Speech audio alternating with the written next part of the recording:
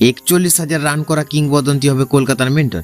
গম্ভীরের বিকল্প পেয়ে গেল কেকেআর। বন্ধুরা, আপনারা যদি দেখতে চান কলকাতার মেন্টর কি হবে, তাহলে ভিডিওটি লাস্ট অবধি দেখতে হবে। চ্যানেলকে সাবস্ক্রাইব করতে হবে, লাইক দেবে এবং নোটিফিকেশন বেল আইকন দাবাতে হবে। অবশেষে নতুন কোচ পেল টিম ইন্ডিয়া। 2024 সালের টি-20 বিশ্বকাপের পর রাহুল দ্রাবিড়ের মেয়াদ শেষ, আর গতকাল বিসিসিআইয়ের তরফ থেকে গৌতম গম্ভীরকে ভারতীয় দলের নয়া হেড কোচ হিসেবে নির্বাচন করা হয়।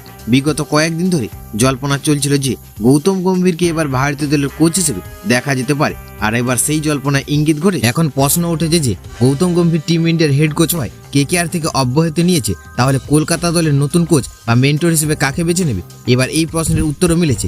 জানা গেছে যে টিম ইন্ডিয়ার এক কিংবদন্তিকেই দলের কোচ হিসেবে বেছে নিতে চলেছে কলকাতা নাইট রাইডার্স, এমনকি তাকে প্রস্তাবও দেওয়া হয়েছে। বন্ধুরা, সেই কিংবদন্তি আর কেউ নন, তিনি হলেন ভারতীয় ক্রিকেট দলের প্রাক্তন কোচ রাহুল দ্রাবিড়। শোনা যাচ্ছে যে দ্রাবিড়কে কলকাতার তরফে 12 কোটি টাকার অফার করা হয়েছে, তবে দ্রাবিড় এই চুক্তি মেনে নেবে কিনা তা জানা নেই। কিন্তু দ্রাবিড় যদি রাজি হন, তাহলে গম্ভীরের অভাব আর মনে হবে না শ্রেয়স আয়ারের দল।